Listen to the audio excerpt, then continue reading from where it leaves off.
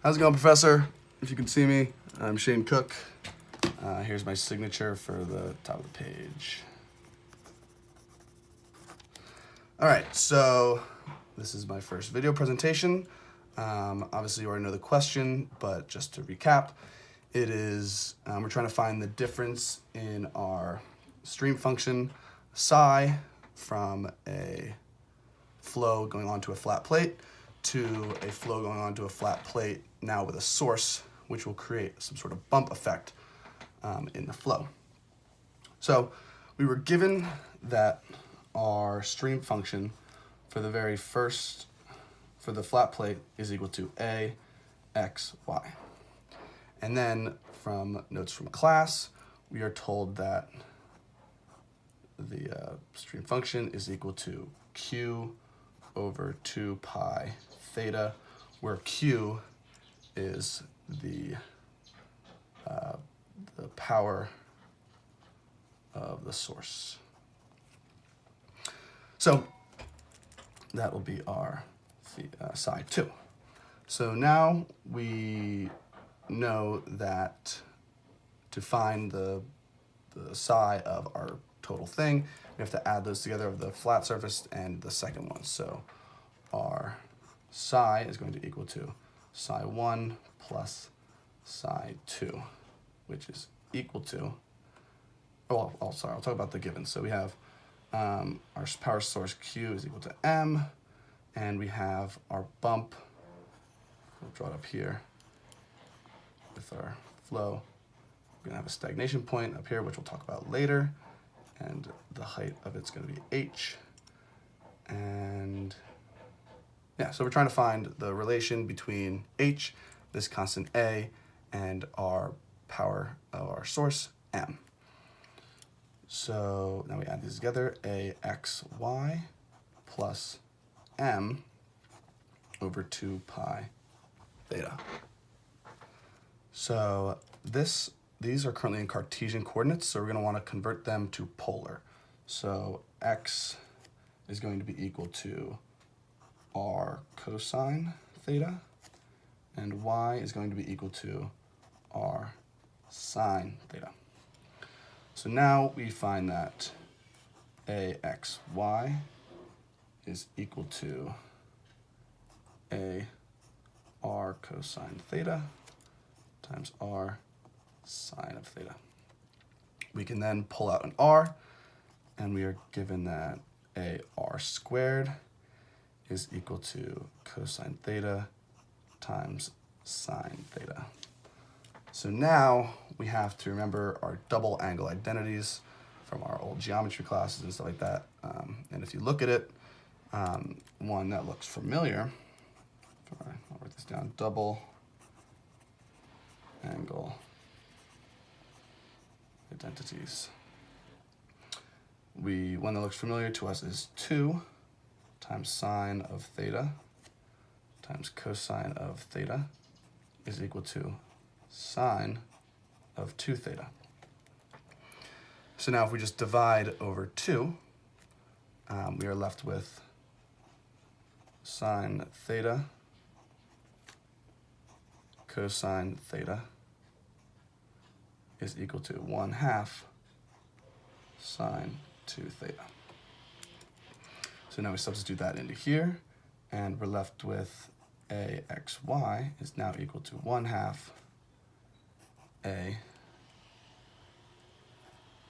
R squared sine 2 theta. So now we'll plug this back into our big equation, and now we have psi is equal to A over 2 R squared sine 2 theta plus M over 2 pi times theta.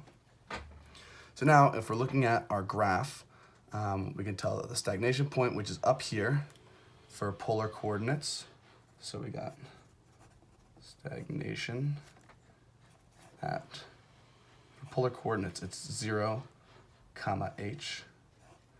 So if we put that into polar, it is at theta is equal to pi over 2, and R is equal to H.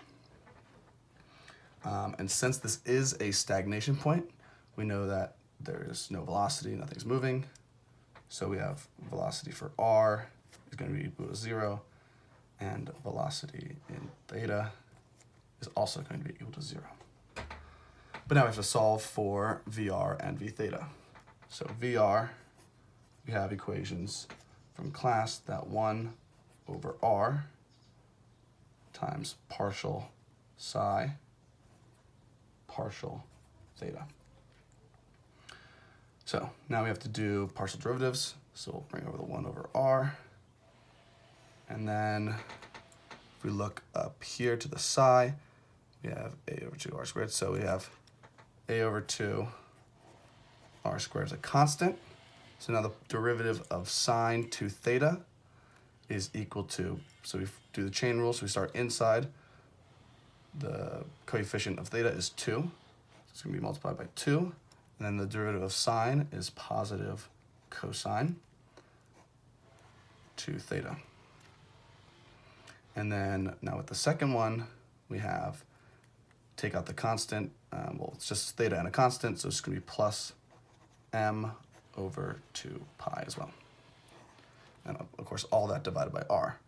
So now we can cancel out a couple of the variables and constants. So these 2's are going to cancel. One of these r's is going to cancel with this guy. And so we're left with VR is equal to a r cosine 2 theta plus m over 2 pi r. All right, so that's VR.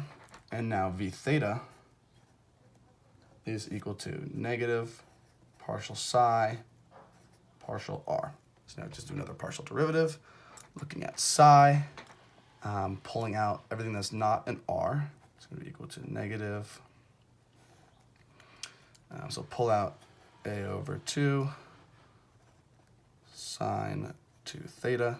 And now we're left with the derivative of r squared, which is just multiplied by the exponent, so times 2, and then it's times r, and then the exponent minus 1, which is 2 minus 1, so it's just r.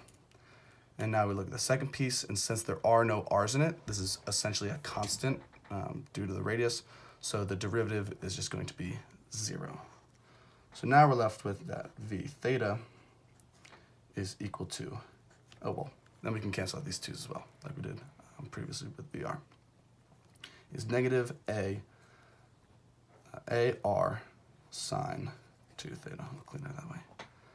All right, so now that we know that VR and v theta at 0 makes it the stagnation point, we want to check that it is correct, that at that point there is going to be stagnation. So we're going to check with v theta because it's the more simple of the equation and it's not using any of the other unknowns like m and m. So plug in 0 is equal to negative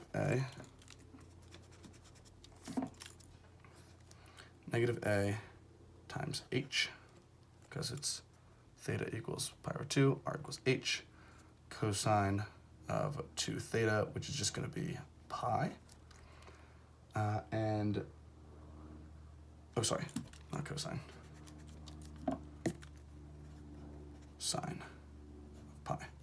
And that's going to go to 0. I was going to say, wasn't going to. So then that's going to go to 0, so the whole thing is going to go to 0. So that checks out.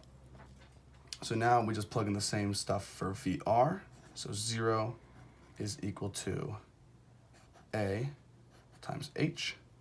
Now it's cosine of pi because 2 theta is pi plus m, which is our source power, 2 pi times h. So now cosine pi is going to go to negative 1. So now we're left with negative ah plus m 2 pi over h. Add ah to one side. So you have ah is equal to m over 2 pi h. Now I have to do some quick solving. Multiply by h, divide by a.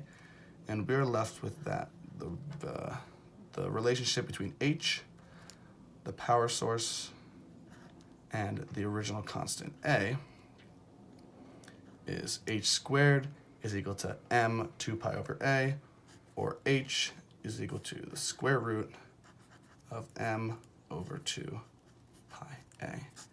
And that is the relationship between all of those variables. Thank you very much.